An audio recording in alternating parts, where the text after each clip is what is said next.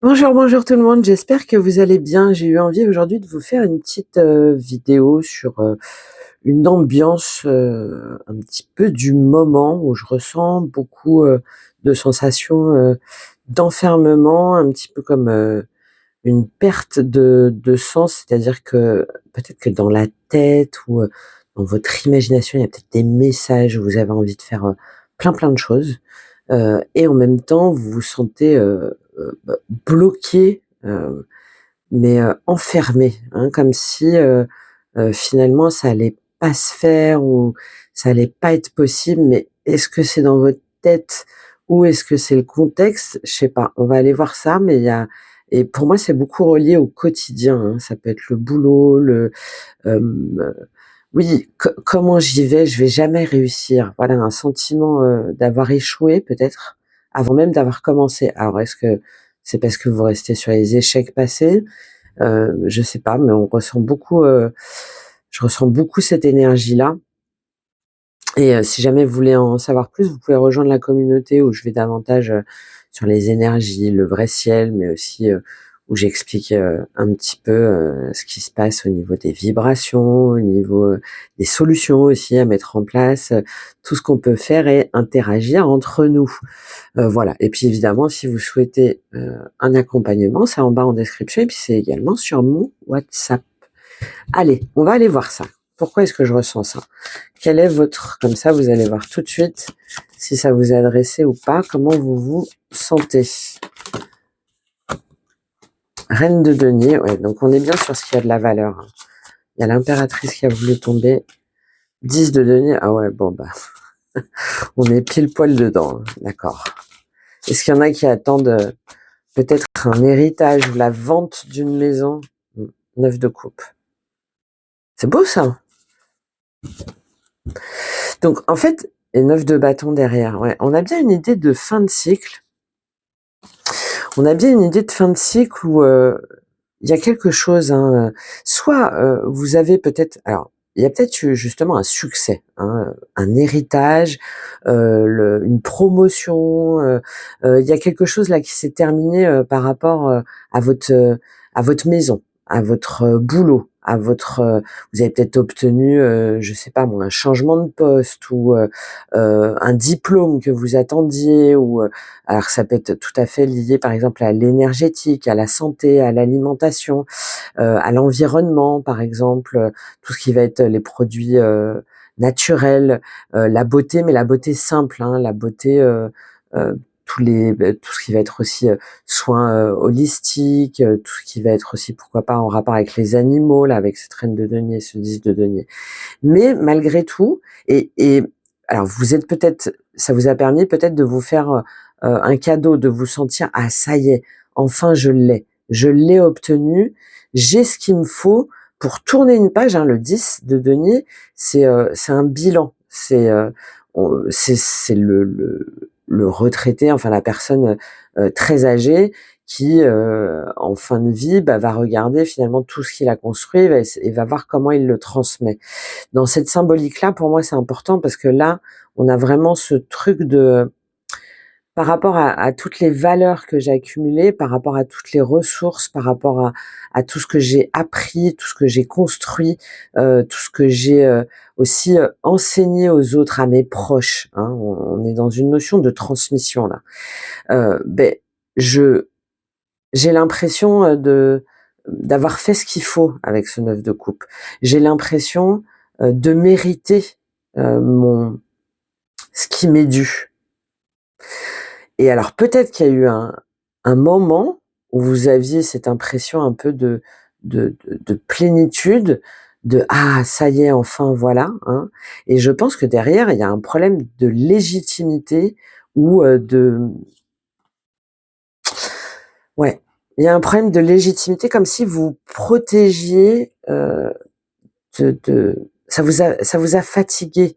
Il y a quelque chose, comme si vous étiez partagé entre, heu, tout ce que vous avez appris, construit, continuer à le transmettre, continuer à l'offrir au monde un petit peu et en même temps, heu, beh, vous avez peur de pas réussir, c'est même pas ça. C'est pour moi, heu, vous savez pas comment y consacrer votre énergie. Voilà. Vous savez pas comment y consacrer votre énergie. Eh oui. Et vous voyez, je vous parlais d'enfermement, c'est ce fou et ce 8 d'épée. Et on a le roi de denier derrière. Donc on est bien, ça peut être aussi par rapport à un patron, par rapport à, hem, à à des valeurs aussi, familiales, à des valeurs de clan, à des valeurs de clan. Et là, vous voulez sortir justement de ces prismes, de cet enfermement, de ces dogmes, hem, encore une fois reliés à la valeur, au matériel, au à l'éthique. Ça me fait penser un petit peu, ce serait intéressant pour vous, il y a pas mal de tests, bah, tiens, je vous en mettrai un, en commentaire. Quelles sont mes valeurs, hein? Il y a plusieurs, tests notamment, gratuits, ouais, je pense à un où, bah, i on a tous un certain schéma de valeurs, des briques, et il y en a certaines, sur lesquelles on ne veut pas revenir, ou si jamais on revient dessus, en fait, c'est comme si on se trompait soi-même, on se trahissait soi-même. Et parfois, on adhère à des valeurs qu'on croit nôtres parce qu'elles font partie de notre environnement, de notre environnement social, professionnel, géographique, et aussi parce qu'on nous a conditionnés comme ça. Et finalement, quand on fait ce test-là, c'est assez intéressant parce que, on va avoir tendance à cocher les valeurs qui nous ressemblent par rapport à ce qu'on connaît. Mais en fait, si jamais on est complètement honnête avec soi-même, on se rend compte que, heu, moi, en fait, ma valeur, c'est pas la réussite à tout prix, par exemple. Heu, c'est, c'est d'être dans l'échange. Moi, ma valeur, 1re, c'est pas, forcément de montrer, de dépenser. C'est, bah, en fait, de prendre soin de moi, de prendre soin du vivant, de prendre soin de l'autre, hein. Je pense que ce serait intéressant pour vous si vous vous reconnaissez. OK. Qu'est-ce qui bloque là pour vous? Qu'est-ce qui bloque là pour vous? Qu'est-ce qui bloque pour vous? Et voilà. 6 de coupe, 7 de denier, donc on est bien. Il y a une notion comme si on devait trahir ses racines, comme si on devait trahir son clan, et hop, et oui, voilà, 5 de coupe.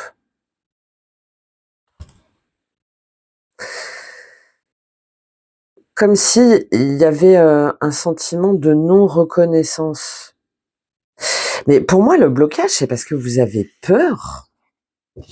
Eh oui, 9 de denier, ça revient encore, voilà, je parlais de peur. Le diable, l'ermite. Alors, est-ce que vous avez peur de vous lancer dans une activité, dans une forme d'indépendance, parce que vous avez peur de ne pas réussir, parce que justement vous avez cette espèce de croyance, mentale que de toute façon, ça va jamais marcher, que vous allez pas réussir à vous mettre à jour, à vous mettre à nu dans votre intégrité, parce que sinon on va vous couper l'herbe sur le pied, en fait, ou sinon ça va prendre trop de temps, ou sinon, ça va être, forcément à un moment donné, de toute façon, vous allez vous planter. Mmh. Et c'est comme si, en fait, peut-être que vous allez pas chercher le soutien du bon côté. Peut-être que il faut, peut-être que vous avez trop d'idées. Peut-être que, il faut que vous soyez, plus à l'écoute de vos ressentis avec ce 6 de coupe. Là, le 6 de coupe, c'est tout ce qui est, mémoire, lien d'âme, nostalgie, souvenir d'enfance, et c'est votre blocage.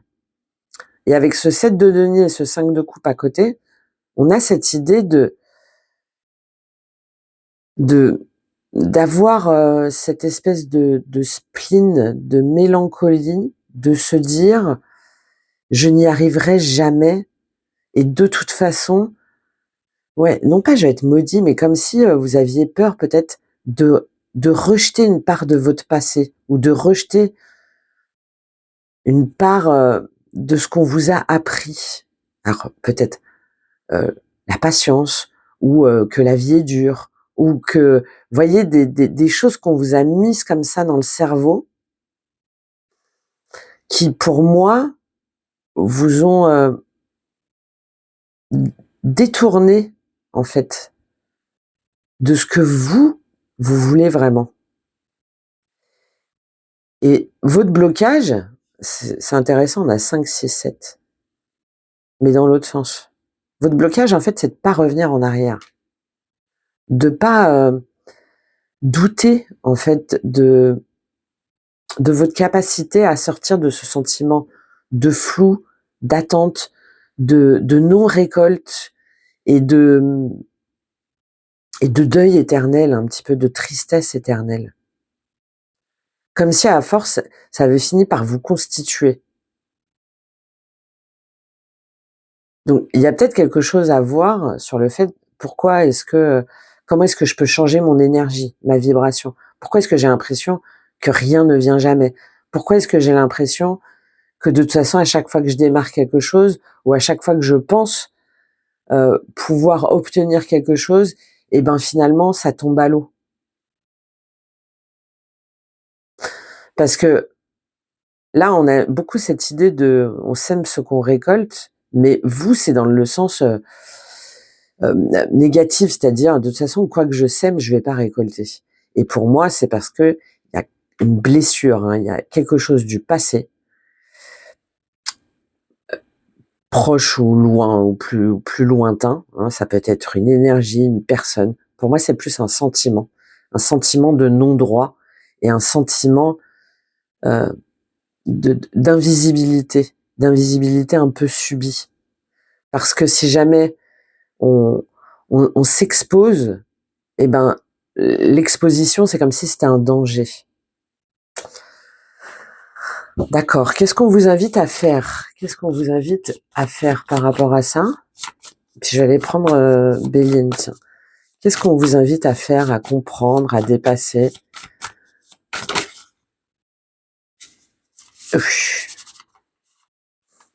5 d'épée. 5 d'épée. Tout n'est pas combat, en fait. Le fou. Bah voilà, il revient. C'est le seul arcane majeur pour l'instant du tarot. Il y a le 6 d'épée qui a voulu tomber, donc il nous parle d'évolution dans sa façon de penser, dans ses schémas.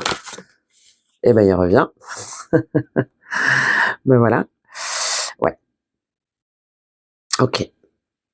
Vous voyez, vous avez des deniers au début. Des deniers, des coupes, c'est-à-dire ce qui m'importe, ce qui compte, ce qui est important pour moi, ce qui me rend heureux, ce qui me fait me sentir bien dans l'émotionnel, dans le respect, dans l'intégrité, dans le partage.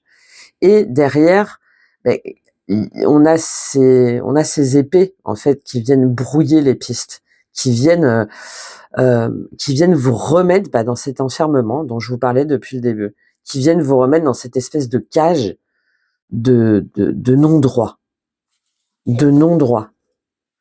Et le valet d'épée, voilà, le valet d'épée revient. Bon, alors ce qu'on vous encourage à faire là, c'est de prendre le temps déjà pour vous. C'est ce que je vous disais sur, par exemple, les tests des valeurs. De prendre le temps aussi sur, ok, j'ai peur, je me dis que forcément je vais me planter, je me dis que forcément on va m'écraser ou que forcément je vais perdre. Et là, c'est un peu ce truc, pourquoi tu as peur? Voilà. Quelles sont tes peurs? Comment est-ce que tu peux les identifier? Est-ce qu'elles sont fondées? D'où elles viennent? Depuis quand? Pourquoi? Quel est l'effet déclencheur? Et à partir de là, ok, j'ai peur, donc comment est-ce que je peux... Alors j'ai peur. Je me dis que forcément je vais à la guerre et j'ai pas envie de me battre. J'ai pas envie de ressortir, d'y perdre mes plumes un peu. Et là, ce qu'on vous dit, c'est d'accord. Donc déjà, fait un travail là-dessus par rapport à ce que je vous ai dit. Et ensuite, en fait, laisse-les partir. Hein. Ok, je t'ai entendu, j'ai peur, mais moi, je me rends compte qu'en fait, c'est parce que on m'a toujours dit que j'allais échouer. On m'a toujours dit que dans ma tête, c'était n'importe quoi. On m'a toujours dit que mon idée, de toute façon, elle marcherait jamais. On m'a toujours dit que si jamais je quittais, par exemple, un boulot stable, forcément, ça allait être la catastrophe. On m'a toujours dit que je devais rester dans une situation, dans un contexte, dans un partenariat, dans un mariage, même si c'était pas génial parce que de toute façon, la vie c'était comme ça et la vie elle était dure.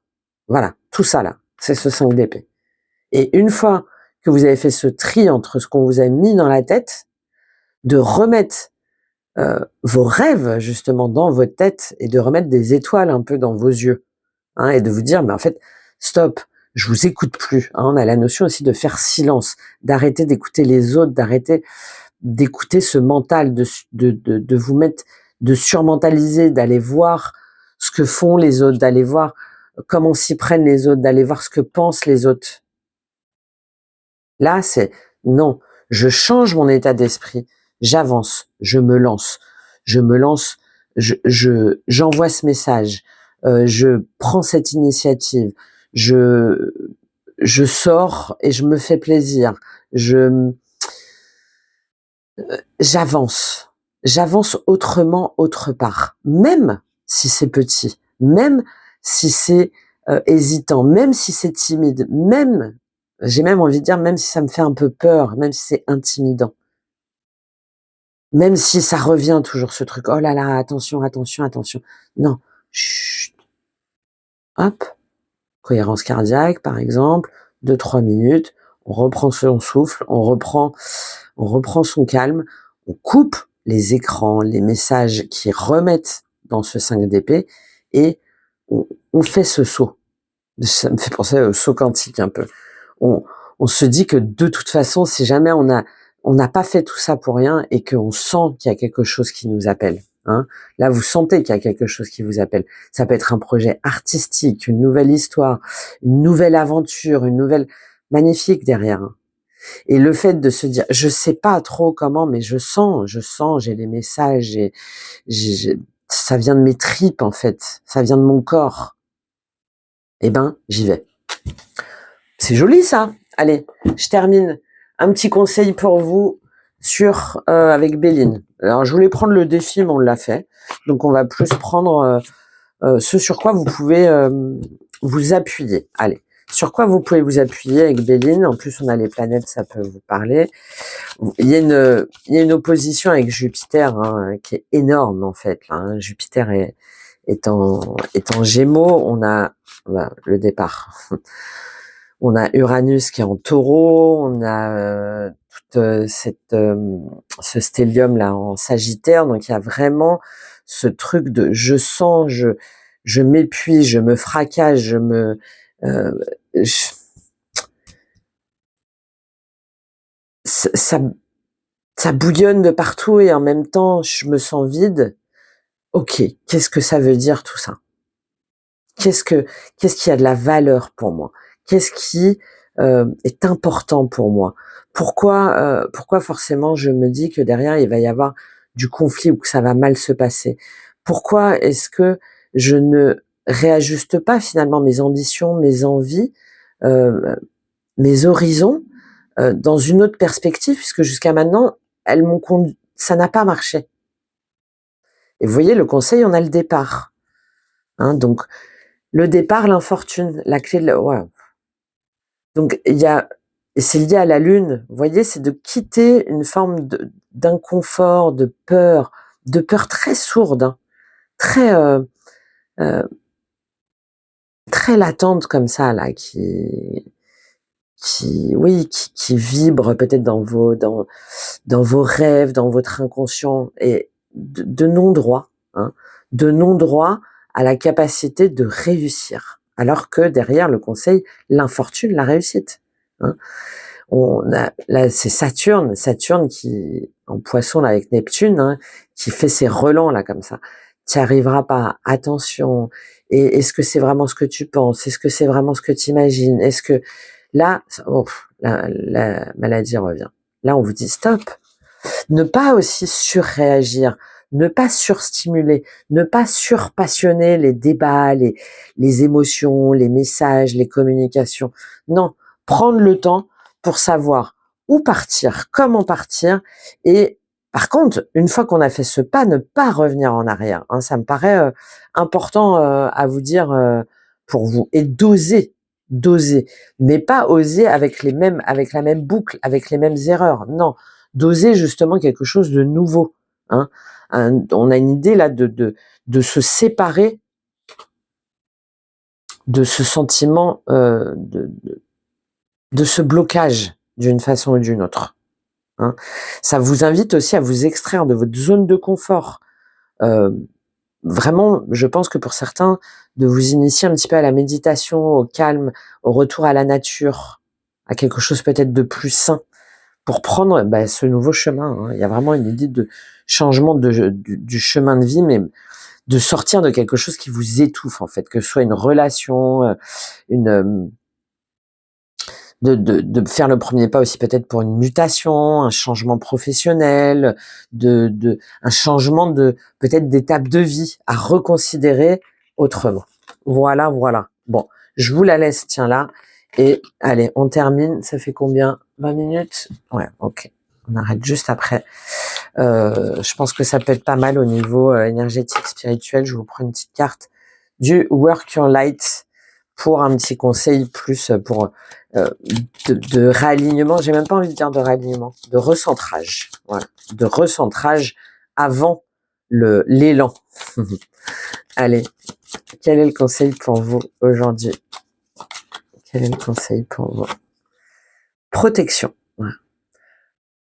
Donc, call back your power, cut the cords, soul retrieval. Donc, en fait, c'est de vous dire que vous êtes protégé, de vous protéger aussi. Hein, on a une idée je vous l'ai déjà dit, donc je vais pas revenir dessus, au niveau de la communication dans toutes ces dimensions. Et c'est comme ça, je vous parlais de recentrage, hein, c'est comme ça que vous allez pouvoir ramener votre pouvoir, couper les cordes, hein, donc couper les liens, couper les fausses croyances, couper les énergies et vous reconnecter en fait avec votre âme.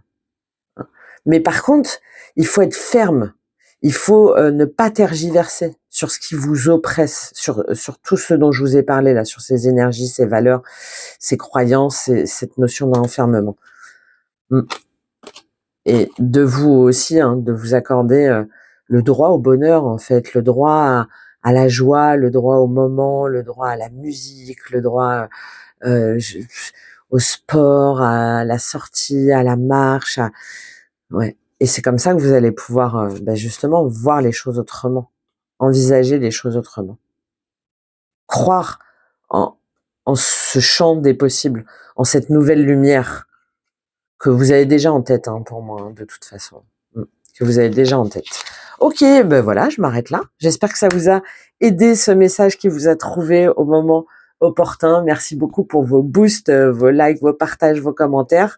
Et puis, écoutez, vous savez où me trouver, tout est en description. Je vous dis à très très vite. Au revoir.